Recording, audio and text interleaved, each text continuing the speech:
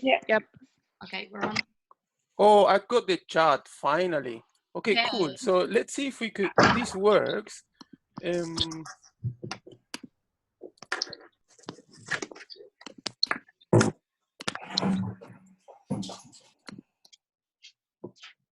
Yeah. Sorry, I'm taking a bit too long, but if Oh, awesome. Oh, the chat just came through, Mariano, the link. cool. So probably that's not my favorite case, but it would be a good start. Mhm. What's the name? So let's see if you can just click on that link and see what happens. In theory, the case should open.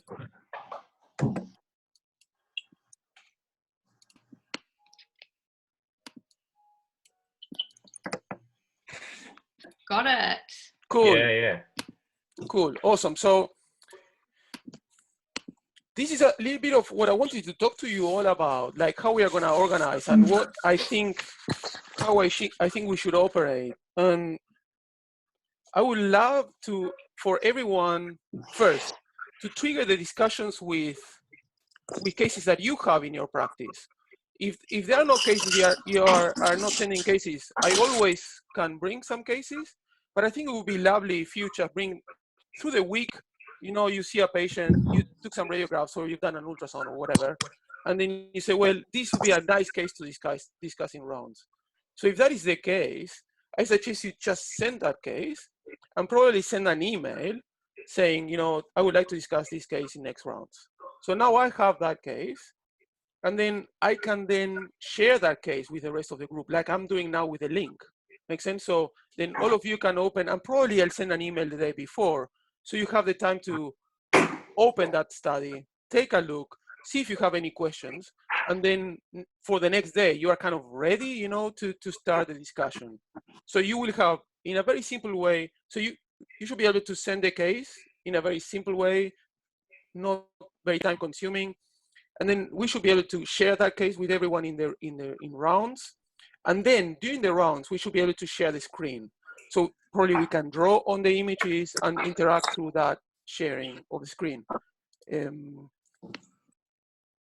Yeah, so the idea will be very, very simple and easy, technical, but very high quality. So if all of you can have the images on computer, plus being able to share the screen, I think that is technically brilliant, and then hopefully not very time demanding or technically demanding.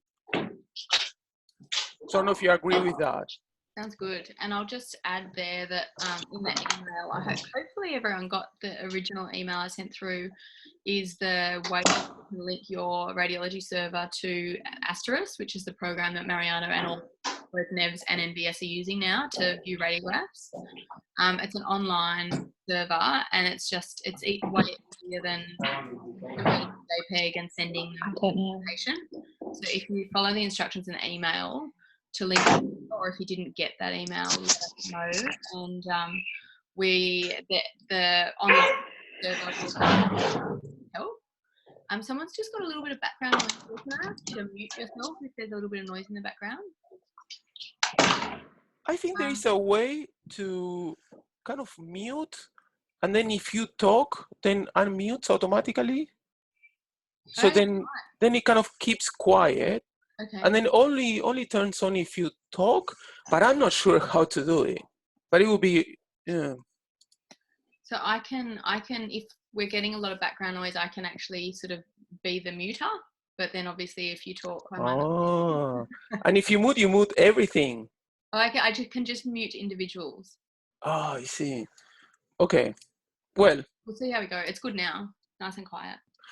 Good. So in terms of that, sending the images, I think it may be a little bit of a challenge once.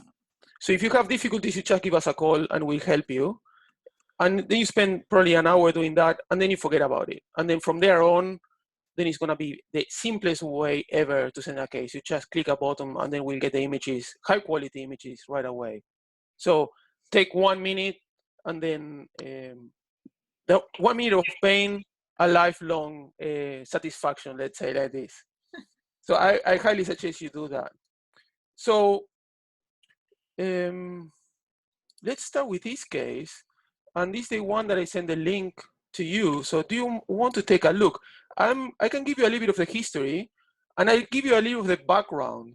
So I collect cases from the uni, but that is not going to be for a lot more. And then I also work for Antec and here. So wherever I see a good case, I kind of steal it and save it. And this is actually one that I had recently, and it's from the US. So the history is a 3-year-old pit bull was straight and presented for vomiting and lethargy. And then the vet wanted to know if it was a foreign body or something else, like a volvulus. There you get all the options. So take a minute and take a look at the radiographs, and then probably we can start probably bringing some findings. What is that we see that we believe is abnormal, and then after that we try to explain that.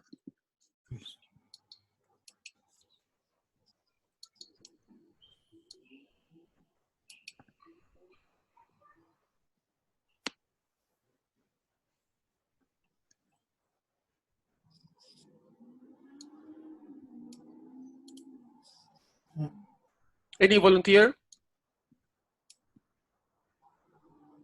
Just a lot of loop, gas loop. That's all I can see for now. Yeah, I agree. It looks like a balloon. There is a lot of gas in there. Yeah. Probably the next step would be, can we try to localize that? So I love that simple approach. Sometimes it's very intimidating, and sometimes we push ourselves into making a call right away just to be able to see something and pattern recognize. That comes with years of doing it, and there are many dangers of doing that. So probably I don't recommend that. So this idea of your comment about, oh, it looks that there is, and I would even go even simpler, and I would say, do you think there is too much white, too much black? Makes sense? Very, very, very simple. You go from the outside, very broad appreciation, and then you go more in detail. So I agree with you. It looks too black, meaning there is either it's overexposed, or there is some gas in there. So perfect. Next step will be to narrow that a bit more and say, where is that gas? Can you decide? I don't know. There's a weird structure in the middle of on the lateral view. There's a weird angular structure. I don't know what that is. Do you want to draw? Because you have the annotation tool, so you can basically draw on the image. Let me see how am I going and then we will all see it. So if you go on the tools, there should be an annotate next to remote control. Yeah, cool. Awesome. That's cool. Yeah, yeah. Okay, good. In terms of trying to localize where that black gas is, I guess if you don't look at the radiograph, in theory, if you see too black of a radiograph in the abdomen, you could think about gas. It could be in the stomach, it could be in the colon, it could be in the small bowel, it could be free in the abdomen, it could be in the wall. So if I give you all of those options, which one would you take and why? I guess there are different implications, One thing is to have a big stomach, another very different is to have a very large gas-distended colon. So if we could narrow that a bit more, then probably you can start navigating in the different possibilities, I'd say this is it's diffusely affecting, so probably both the colon and the intestines is what I'd be thinking. So small intestines and colon. I guess there are some different sized lucencies, like what I'm assuming is bowel. There's one really large one, and then there's some smaller loops, which are, in terms of diameter. So it's making me sort of think that perhaps, the colon is affected, and then the smaller loops might be the small intestine. Yeah. I agree with you, but I want to make sure that your thinking process is visible. And do you mind telling us why is that you think that? And it may be silly in this case, but it's still worth putting it out. Or in other words, what are the tools that you use to decide if what is distended in this case is colon versus small bowel versus stomach. What are the tools that you are using? It may be almost irrelevant in this case, but I'm still interested in, how do you decide that? I guess you could look at the location of the lucency. So the more dorsal lucency that's thick, the large one, its positioning and course is making me think it's more likely to be colon, though that might be incorrect. While the thinner, sort of more central loops making me think that it's possibly more in the small intestine. In saying that, that's trying to think about normal anatomy when this is clearly abnormal. So I don't know how accurate that is. Cool. And I agree with you.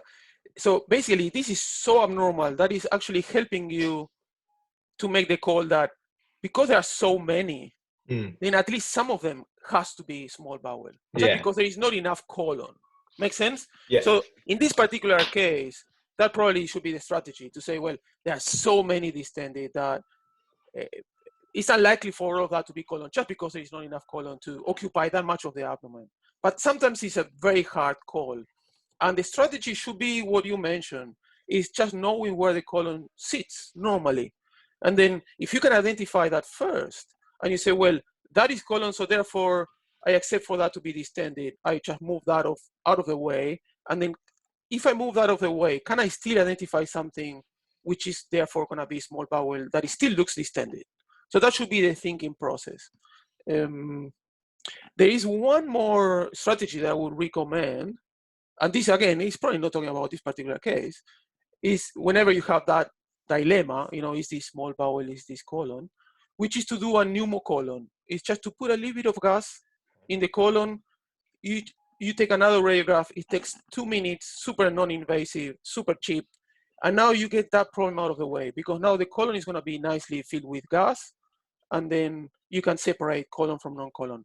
Having said that, if you're planning to do ultrasound, don't do that before the ultrasound, because now your ultrasound is going to be very hard. Okay, so you need to see where you are, see the tools that you have, and then if you don't have ultrasound or you're not thinking about that, then doing a pneumocolon is simple, cheap, super useful. Okay. Would you still do it in this case because there are a lot of guests already? I would not.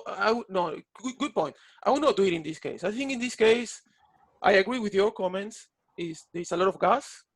I think in this case, in this particular case, it's very easy to decide that not all is in the colon. It cannot be, because there are too many bowel loops and too many are distended and in a wrong position to be colon. Like for example, this one here, just based on position, this one here cannot be colon. It's too ventral. It's parallel to what I think is a colon that runs more dorsally. So I think in this particular case, that call is pretty, I think, straightforward in my eyes. In this case, there is no question that some of those bowel loops has to be small bowel, which are abnormally distended. So what is the next step? What's the next thing that we should be thinking about? In other words, we need to try to explain why is this happening. Do you know? Do you want to offer an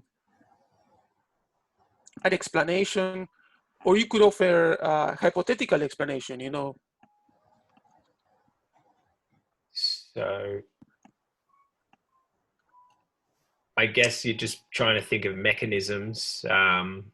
Could be some sort of an obstruction, although I guess affecting that much bowel, I don't know if that's possible.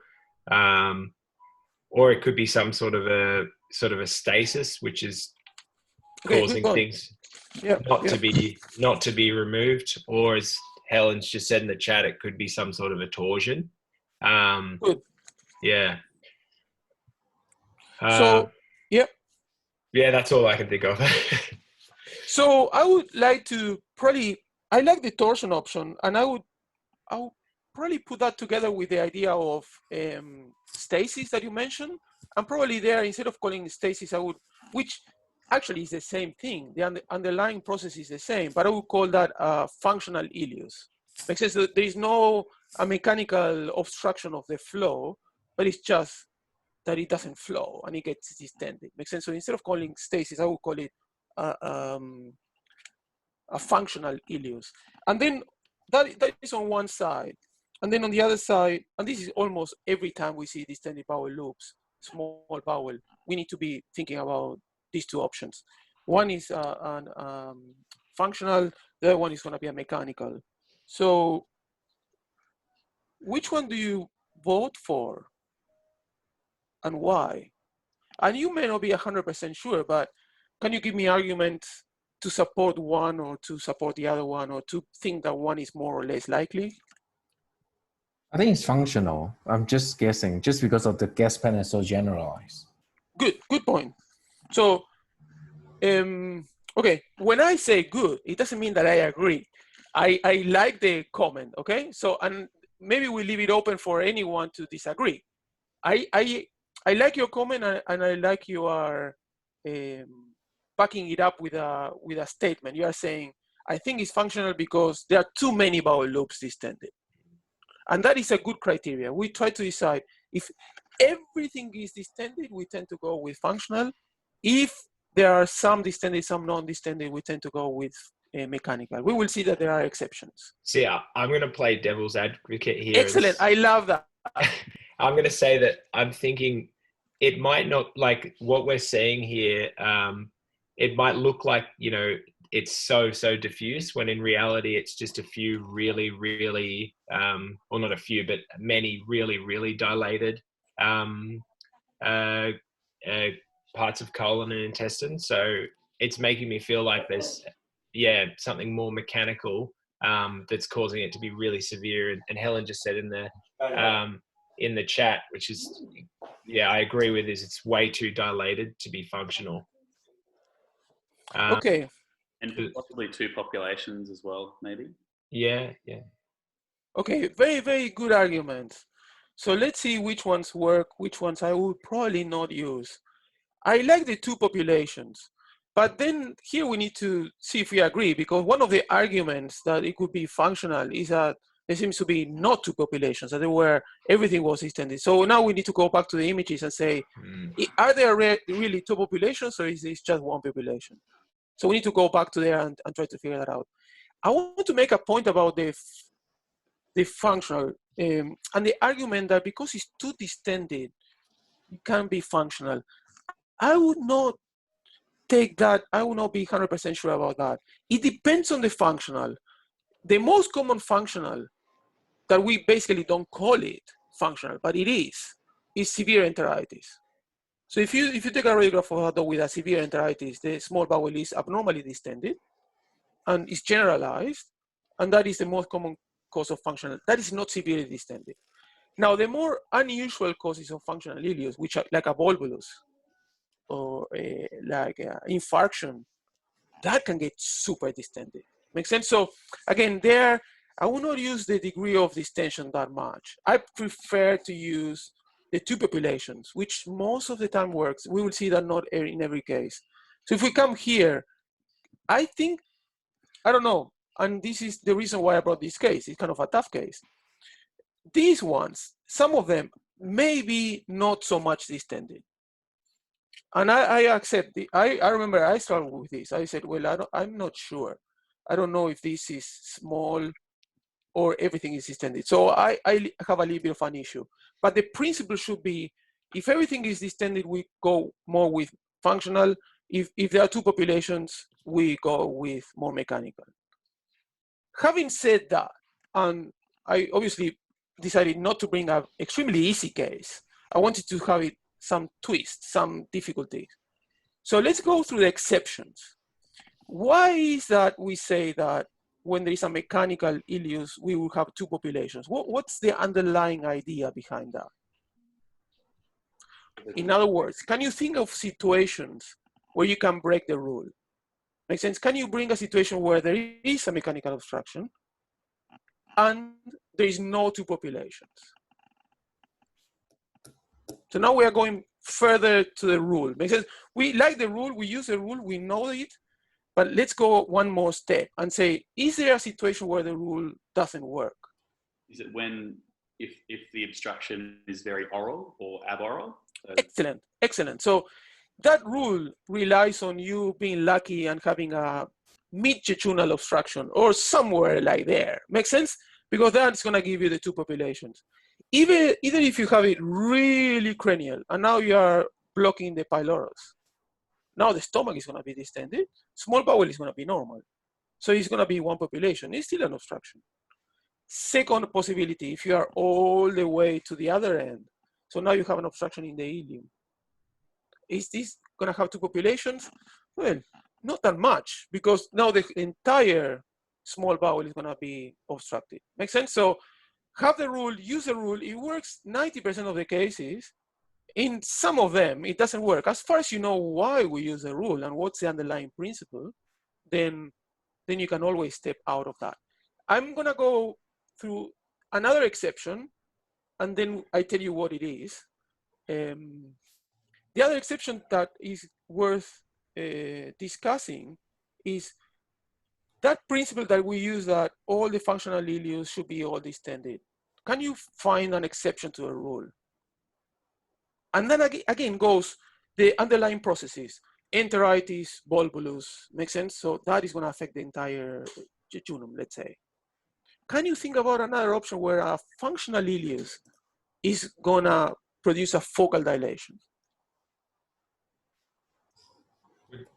Is megacolon in the cat functional ileus, or? Oh, I don't know. Would you classify it? Probably I wouldn't, but I'm not sure if I'm right. Anna? Would you call that functional or mechanical? Oh, it's functional. I'm not sure I would call it ileus. Oh, right. Okay. It's more, yeah. Gotcha. Yeah, I agree with the functional part. I'm not sure I agree with the ileus part. But okay. Probably, if you go by definition, ileus is the inability of the content to transit through. Mm-hmm. So if you go by definition, it probably is. Okay. So good. Yeah, good. Never thought about that. What about like focal disease or something like IBD, lymphoma? Okay, so that could, again, I haven't thought about that. And that, I guess it could produce a segmental, so maybe multiple segments that behave differently.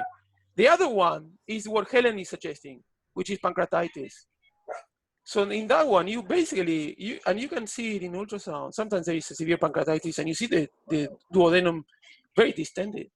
That's functional. There is not a mechanical obstruction. And it's a functional focal ileus. Makes sense? Exception to a rule again.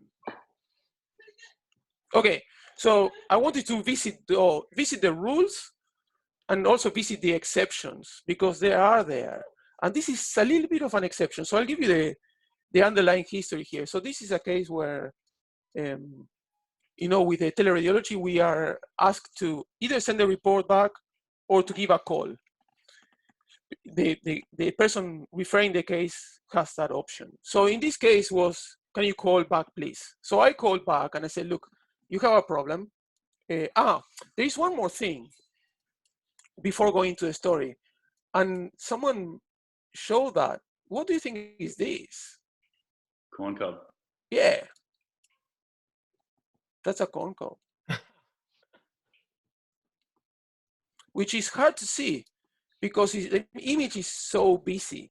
There's so many lines. There is so much going on that it's hard to see. But we are kind of lucky that it has the perfect square or rectangular shape, has that those indentations, and we are lucky that it's surrounded by gas. I think it's probably here. Okay, so I remember calling and saying, you know, you have a problem. I think it doesn't look like a classic, but I think this is a mechanical ileus, probably very, very distal. And the vet on the other side laughed.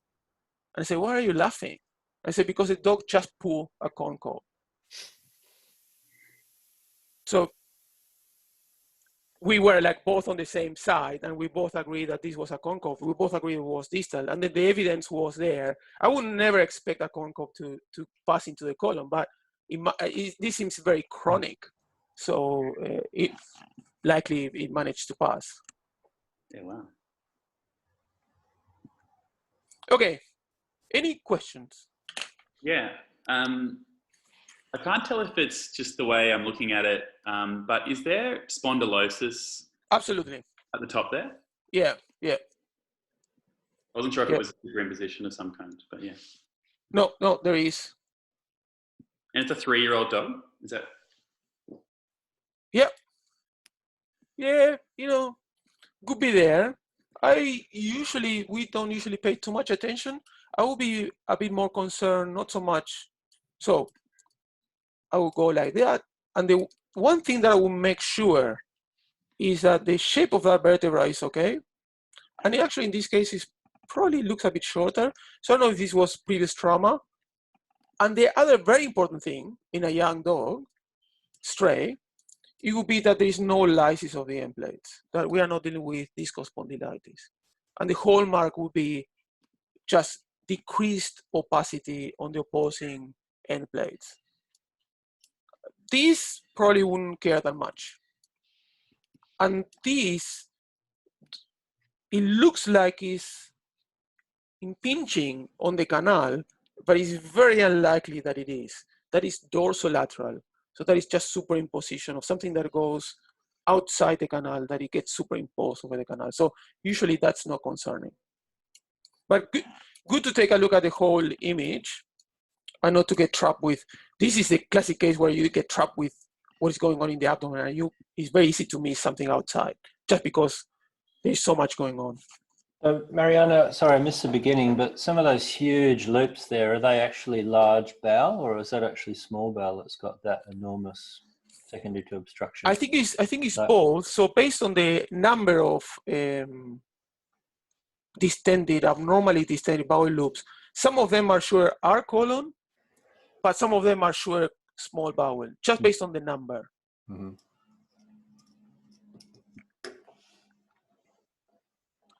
I'm probably, I would question, and I would say that this is probably not colon. Because colon rectum is there, and I can see a border there, but not sure, but probably I would not be too concerned about it. Makes sense? Because in this particular case, there are so many distended bowel loops that just based on number, some of them has to be small colon and therefore abnormal. That would be my thinking.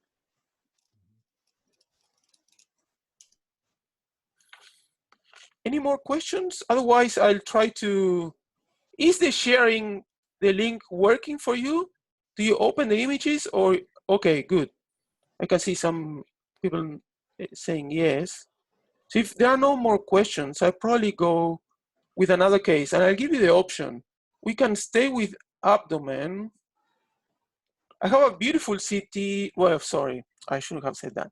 Like a thorax, that is a very interesting case. And then I have abdomens, radiographs and CTs. You can tell me, do you want to stay? Probably I shouldn't ask you because I want you to figure out. Are you ready for a difficult one or? Yeah. Yeah, do it. Yeah, okay. Let me see.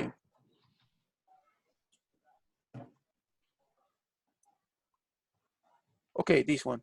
So let me share. I need to come to my email.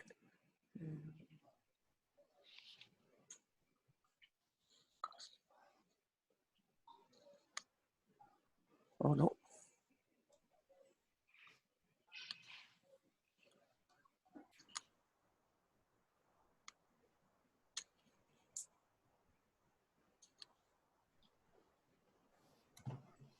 Okay, I'm on my way. Sharing. That's a link. I'm gonna open the case now here. I'll give you the history in a minute.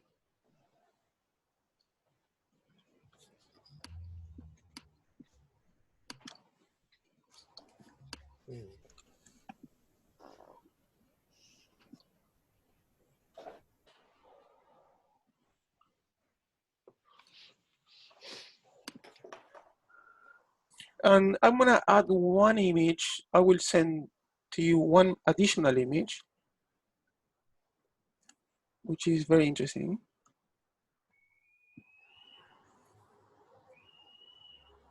Do you manage to open the images? Yeah. Cool. And then, let me see if I can get back. Okay, I'm sending you another one there. Okay, and then this is the history. Is this one? Mona, stop it. Hey. It's a 12-year-old dog, mixed breed. There was a mass found in the spleen on ultrasound, and now kind of they are doing a med check. And this is what we found.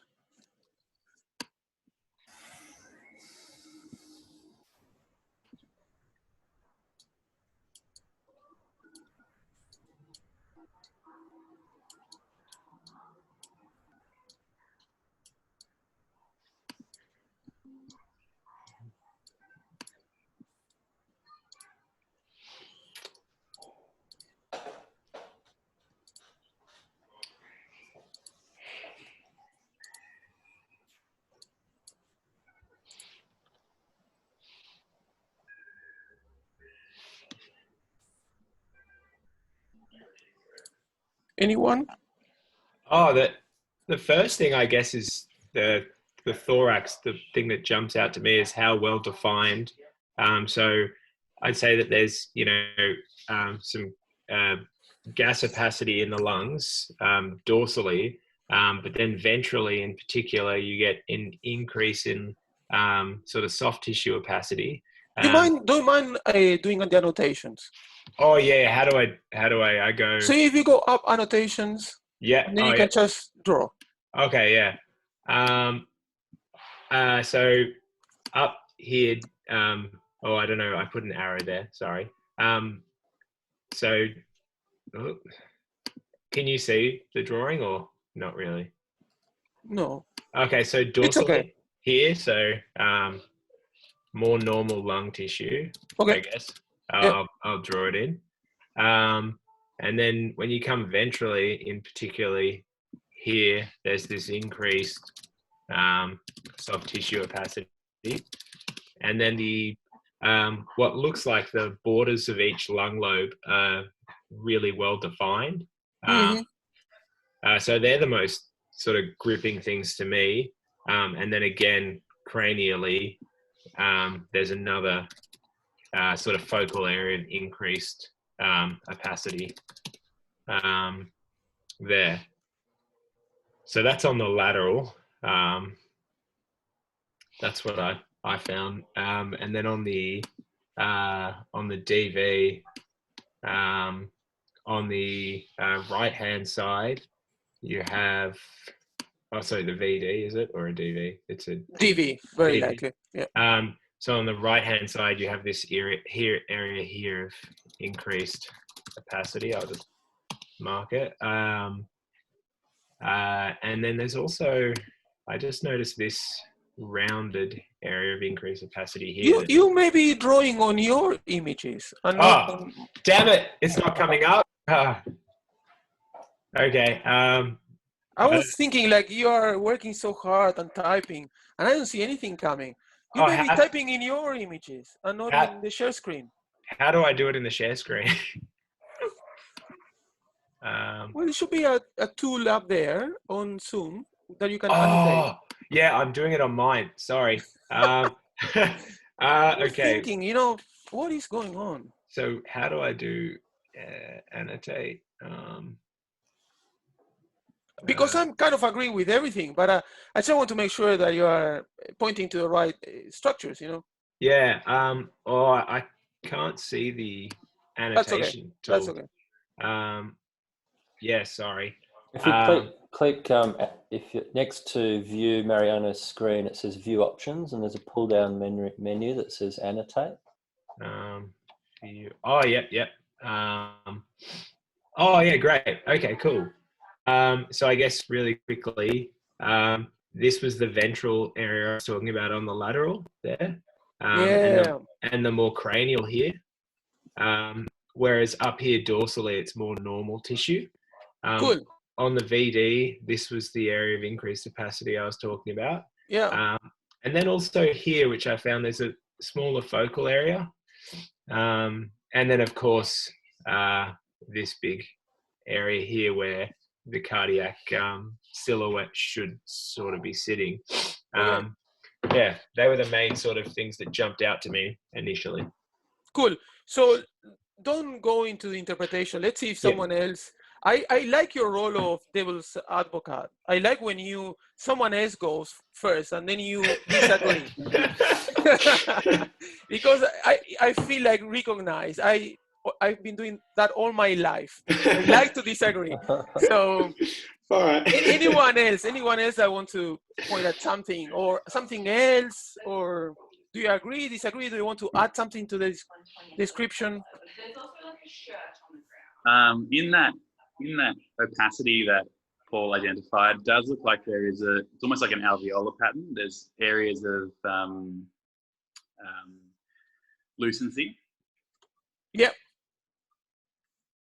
Can you, just so we all benefit? I don't know how to draw. No, that's okay. But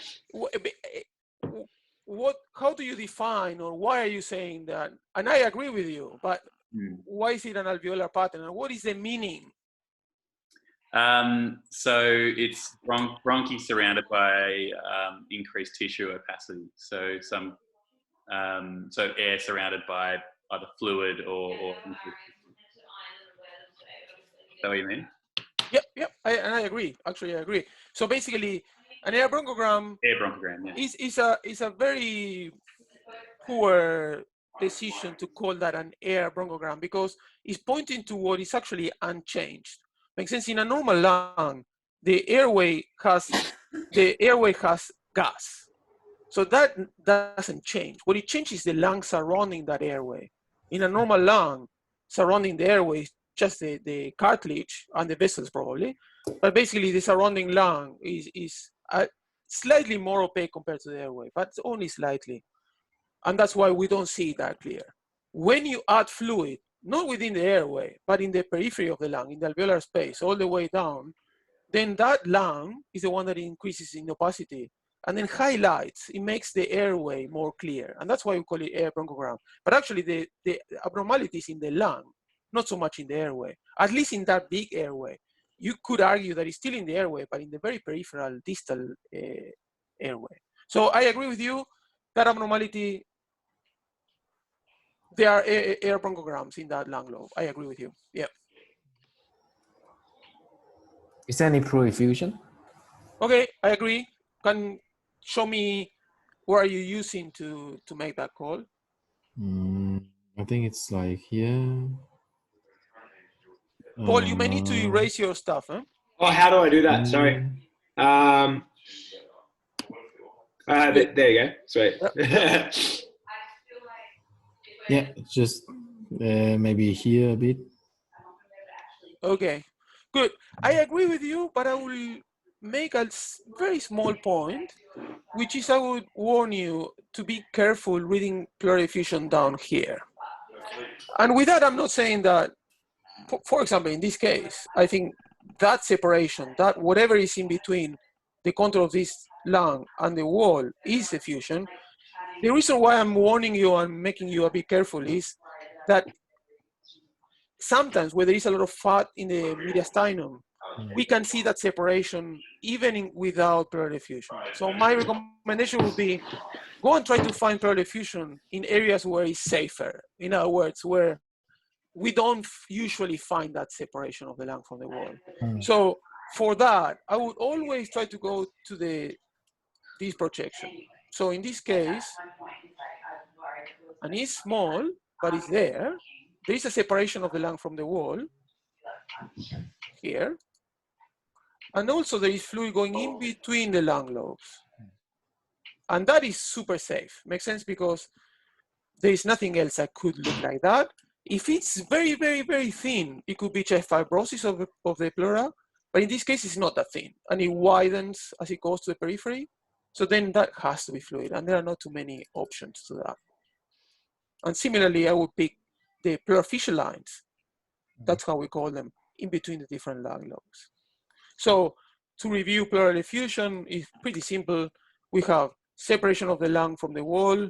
We have fluid going in between the lung lobes. We call those pleural fissure lines. And there is a third thing that is also obvious in this case, which is if you have fluid sitting in that pleural space and it sits next to other soft tissue structures like the cardiac silhouette, we should see border effacement. Makes sense? So we shouldn't be able to see all of the contours. And that's pretty obvious in this lateral projection, for example.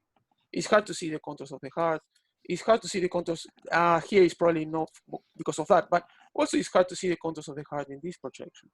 So we have the three features: separation of the lung from the wall, pleural fissure lines, silhouetting of whatever is in contact. Could be the heart, could be the diaphragm. Okay, any way to put these two findings together? Now we are moving into trying to make up a story. You know, what's going on? You could have an effusion secondary to a mass or something like that. So mass effect would be the first thing that sort of comes to my mind. So you want to have a mass and then effusion secondary to the mass. I would buy that story. However, anyone arguing, anyone disagreeing, I like the story. It could be, but that lung lobe on the right middle lung lobe looks like a prominent feature, I would say. So either something's causing that to consolidate or torse, and that could be a mass causing that potentially. Okay, so correct me if I'm wrong. I'm probably adding a little bit of my thinking here. Are you disagreeing are you saying that whatever is happening in that lung lobe, it doesn't look like a mass? I don't think so. I agree with that. And actually, the air bronchograms are somehow telling you that, I mean, there could be a small mass, but that whole thing that is sitting here, it cannot be all a mass, because a mass would not respect that architecture of the airway. Make sense? It could be a small mass that is silhouetting with the fluid in that lobe, but it cannot be, and then the shape is not like a mass. That opacity has the shape of a lobe. Makes sense? Well-defined contours, is not rounded, and the air bronchogram. So the airway is extending with a normal, in a normal way. So then, the only thing that I want to say, I agree with that point. I don't think that's the entire thing is a mass. It could be a small mass, but not the entire thing. Any other option? I'm guessing PTE because of the history of hemangiosarcoma. I actually like that. It has to be a pretty bad one, and it has to be and the reason why I like that, because now we are trying to explain something that can affect one lung lobe almost uniquely. Makes sense? It's likely that the effusion is secondary to whatever is happening in the lung lobe. Makes sense? That sounds like a reasonable way to think. But now we are thinking, what could end up affecting one lung lobe only? Okay, so something in that vessel fitting that lung lobe, like an hemorrhagic infarct, could explain this. Unlikely to be one. I would expect a bit more of a showering and having multiple lobes affected, but in principle, it's not a bad idea. If we can somehow affect that vessel going to that lobe, then we can explain why the whole lobe looks abnormal. So that would be my thinking. Any other option? Just a question on that. If you did have one lobe affected in that way, would you expect the pleural effusion to be on both the left and right side of the lung? Okay, good point. And I used to know this by heart, and I forgot in how many dogs. Dogs, I don't know if they communicate or not. They do communicate. They do communicate? Yeah, they do communicate. We don't communicate. Okay. Yeah, right. yeah, we don't communicate. And I think cows don't communicate. I think horses do. Yeah. Okay. So in dogs, yes. Which is a fault designing dogs. I think we are better designed. Yeah. I would prefer to have my pleural sacs not communicating, because something that happens on one side is not going to happen on the other side. Yeah. So yeah. So any other option? Now we are trying to figure out what could be happening in that to explain such a lower distribution, and that could end up with effusion or. Ellen suggested coagulopathy. Oh, Helen, I'm not paying attention to you here. I agree and disagree. The reason why I agree is because coagulopathy can result, and actually does, in this kind of pattern. Makes sense? Like an alveolar pattern, like it's just bleeding in the lung. So for that, I completely agree. The part that I don't agree is that I'm not sure why it's affecting only one lobe. Unless the coagulopathy is resulting in pleural effusion, and then whatever is happening in that lung lobe is secondary to that effusion, not primary. Make sense? Yeah. I will add two more options that I will be thinking. 3 more options. In the same way that we said that anything affecting the vessel filling that lobe could explain a lower distribution, exactly the same thing goes for the airway. So everything affecting that airway, that lower airway, could explain a lower distribution. That, for example, it could be anything in the airway. It could be a mass. It could be a foreign body. Make sense? Anything that sits in that airway can affect the entire lobe. And then the third, those are probably just one option. The other option would be, there could be something that we don't see there that is bleeding. Make sense? So there could be a small mass, small met, it's a hemangiosarcoma. It's small, it's not distorting the airway, but it's bleeding. And because it's bleeding, now that whole lung lobe is filled with blood. So it's the same principle of the coagulopathy, but instead of a coagulopathy, there is a bleeding mass. And because it's sitting up in that airway, it's just resulting in infiltration of that entire lung lobe. And now I have a third option. And the third option is a lung lobe torsion, completely separated from the history, nothing related to the mass. And then what it would fit is the pattern in the lung lobe, because usually the right middle is the one affected. What it doesn't fit is that usually there is more effusion, but at least there is some effusion. And the other thing that usually doesn't fit is that usually there is a rotation of the trachea because there is rotation of the lobe. So that is kind of not fitting. I tell you a little bit of the inside of this case. I need to report this case, and those were my differentials. And I put it to there's a bunch of radiologists usually when I report. And they were, half of the group went with torsion, half of the group went, no, it cannot be torsion. So no agreement there. Luckily, they decided to do a CT, which I've sent to you and you can open. I will put it down here. And before we go into the CT, we have like 10 more minutes. Why would you run a CT? Well, I was going to ask if I'd probably ask you about ultrasound on this case first. Well, anesthetic is probably one issue with this cat, but I was going to see what your thoughts are with ultrasounding this and sampling. Oh, I agree. I think they didn't have ultrasound, and they probably refer the case. What I would do with ultrasound, I like the idea of sampling, and I like the idea of trying to see if I see flow. Now there is so much fluid in that lobe that I'm pretty sure I can see the vessels. So if I have in the back of my mind the possibility of a torsion, I may be able to document not the place of the torsion, which is going to be bloody hard, but at least to see if there is flow. Make sense? So I agree with that point. And I actually, is cheaper and non-invasive, no need for anesthesia. Perfect comment, yeah. I didn't decide that. That's the beauty of working in a place like this, where you make the call about what to do next. That when you do teleradiology, you just send the case and then you never know what happens. In this case, I knew because the vet sent me an email back saying we run a CT. So I'll show you the CT.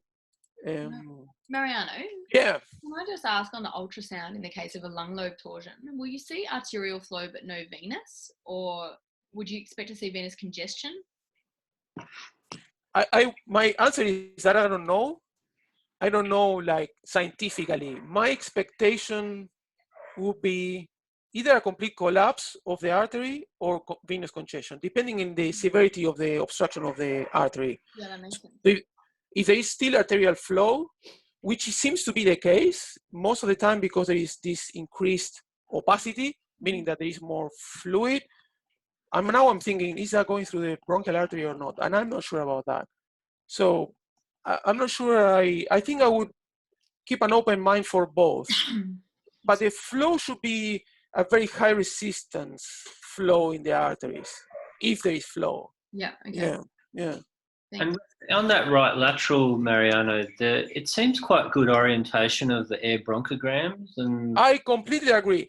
I was in the group of no torsion. I don't like the option of a torsion in this case.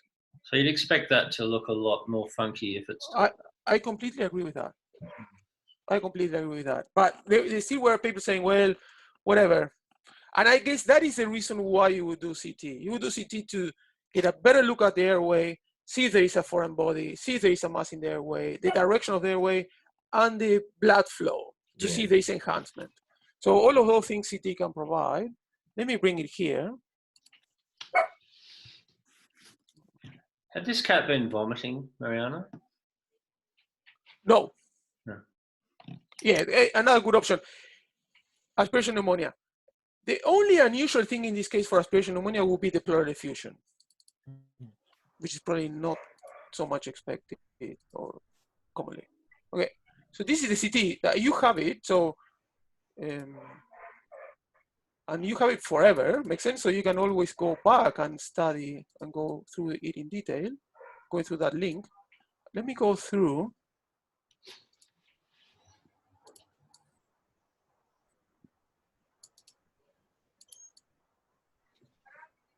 Probably, let me open this one as well, so we get both lung and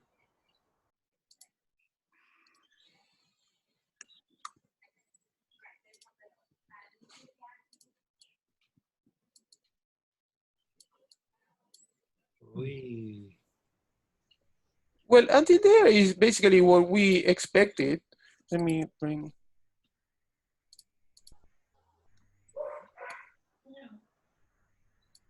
It's abnormal lung, fluid, and let's go through the airway. So the airway, this is the beginning of the airway, and then there is an interruption, and then it kind of continues down here. So we can confirm that there is something in the airway.